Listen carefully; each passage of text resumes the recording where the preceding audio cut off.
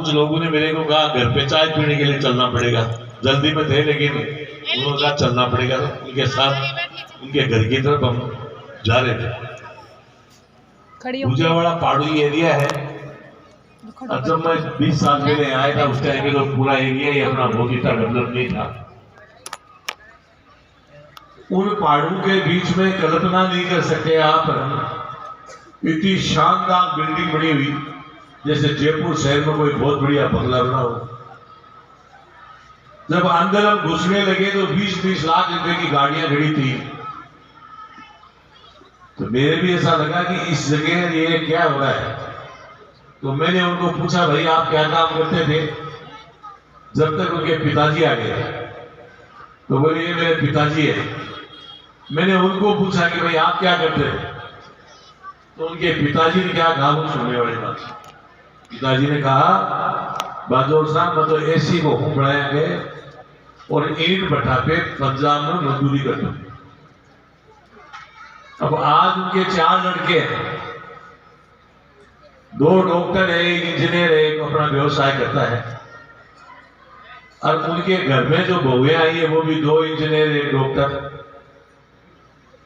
ईंट भट्टे पे मजदूरी करने वाला व्यक्ति 6 गजेटेड अफसर बना दिए।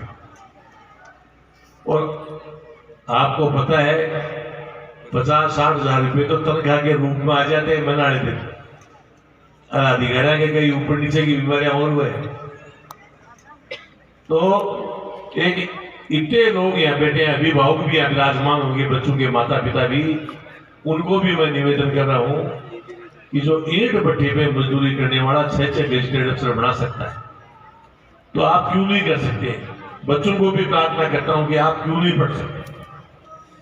परिवार में एक भी कोई सरकार की नौकरी में अच्छी जगह पहुंच जाता है तो पूरे परिवार का सिस्टम बदल जाता है। तो इसलिए मैं इस मौके पे सबको ठंडी लेके एक ही प्रार्थना करूंगा, जो अभिभावक विराजमान है उनको विशेष तौर से कह रहा हूँ, उनके माता पिताओं को, कि आपने बच्चों को सुबह तैयार करके स्कूल भेज दिया, ये कोई सफिशिएंट नहीं है। जब तक बच्चे वापसी स्कूल से जाए तो परिवार में चाहे खाने पूरी तरह से लिख पोपट को आवे कि नहीं आवे, लेकिन फिर भी उन बच्चों को घंटा आधी घंटा देना चाहिए, उनको पूछना चाहिए कि आज गुरुजी ने क्या होमवर्क दिया, क्या किया, तुमने क्या नहीं किया। इस प्रकार से भी बच्चों को आप चेक करेंगे तो बच्चों को लगन रहेगी और आगे भी बच्चे अच्छी तरह से शिक्षित होकर अच्छी जगह पहुंचे। ये मेरी प्रार्थना है। जीवन में मनुष्य के 3 पन्ने होते हैं।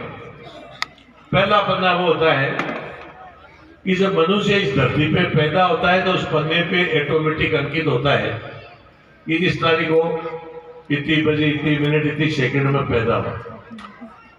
एक होता है लास्ट पन्ना।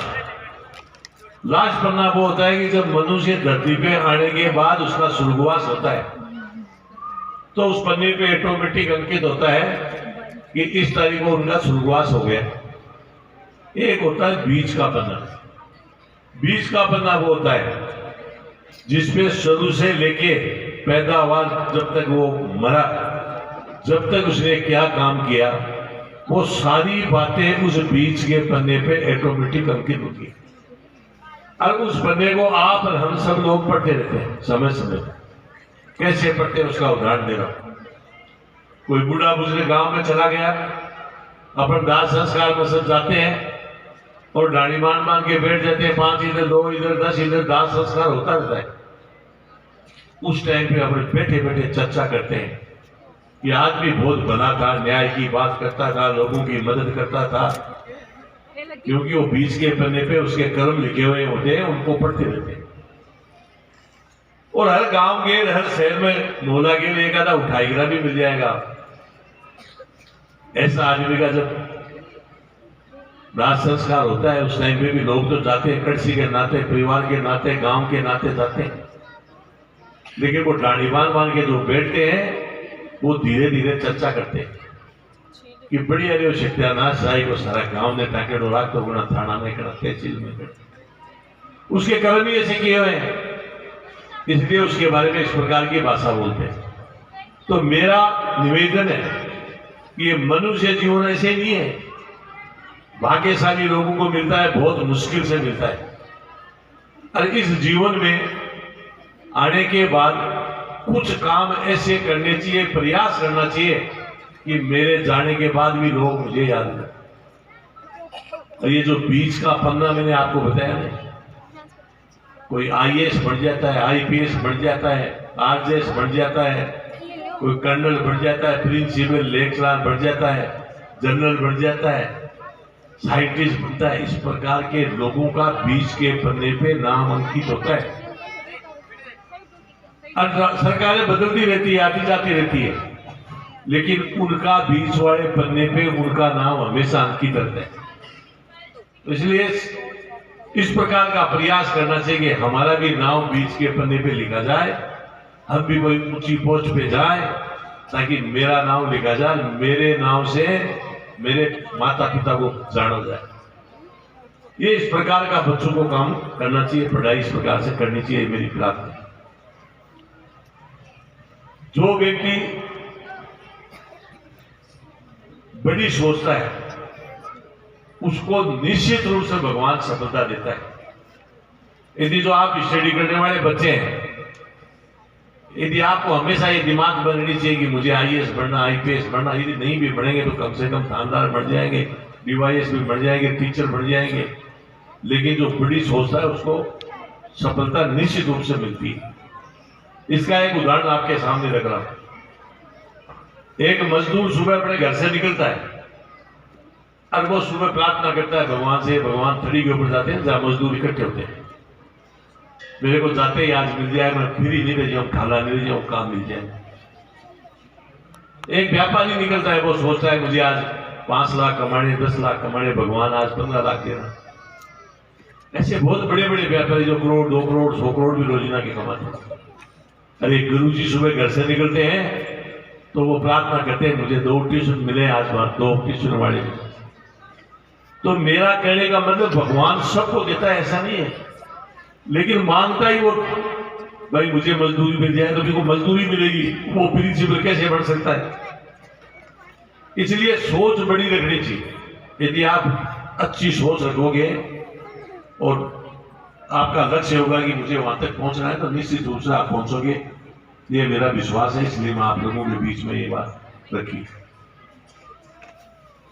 आज आपको पता है विश्व में क्या हो रहा है, बहुत बुरे हालात, कहीं गोलियां चल रही है, कहीं मिसाइलें चल रही है, कहीं क्या हो रहा है, कोई नहीं चल रही है, वहां वो कह रहे मैं तेरे पे कल चलाने वाला हूं। पूरा विश्व की हालत ऐसी रहता है।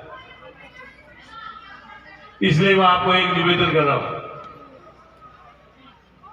कि थोड़ा बहुत समय जो यहां लोग विराज रहे हैं, उनको भी प्रार्थना कर रहा हूं कि देश के लिए भी कुछ न कुछ करना चाहिए।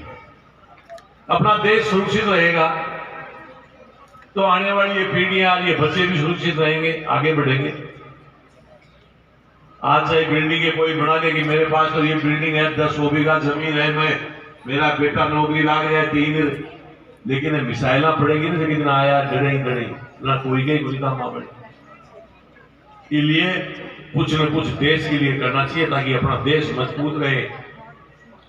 मैं पार्टीबाजी की बात नहीं कर रहा हूं, हालांकि बीजेपी से जुड़ा हूं, बीजेपी की बात करता हूं, लेकिन शिक्षा के मंदिर में खड़ा हूं। चाहे देश में इस प्रकार का नेता हो जो अच्छा नेतृत्व दे और इस देश को आगे बढ़ाए, चाहे वो कोई सी भी पार्टी का हो, ऐसे लोगों का हाथ मजबूत करना चाहिए ताकि अपना देश आगे बढ़े, सुरक्षित रहे। मैं एक छोटा सा उदाहरण आपके बीच में दे रहा हूं। एक बार मैं पोलैंड गया था, आज के 25-26 साल पहले। पोलैंड आजकल टीवी में भी खूब आता है, यूक्रेन में युद्ध चल रहा है, उसके बराबर में ही। तो रात को हम जिस मकान में खाना खा के सो गए, उस मकान की मालकिन थी लेडीज, वो सुबह गाड़ी में हमको घुमाने के लिए लेके जा रही। हम एक हाईवे रोड पे चल रहे थे, चलते चलते एक लिंक रोड आई और वो अंदर 5 किलोमीटर अंदर एक पेट्रोल पंप था, उस पर जाके तेल लिया और वापसी उसी रोड से हाईवे पे आ गई।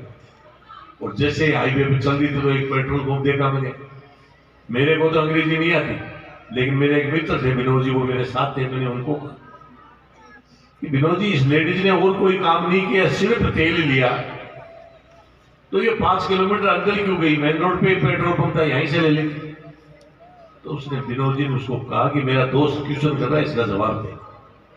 उस लेडीज ने क्या कहा वो सुनने वाली बात। उस लेडीज ने कहा कि ये अंदर जो पेट्रोल पंप है ये हमारी कंट्री का है और ये मेन रोड पे पेट्रोल पंप है ये चाइना का है, इसलिए मैंने अंदर जाके दे दिया।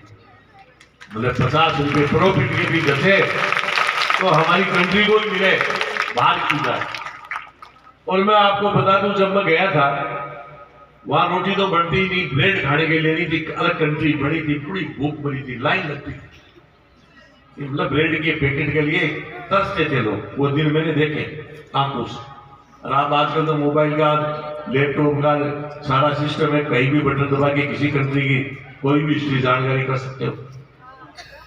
तो वो दिन हमने देखे। आज 25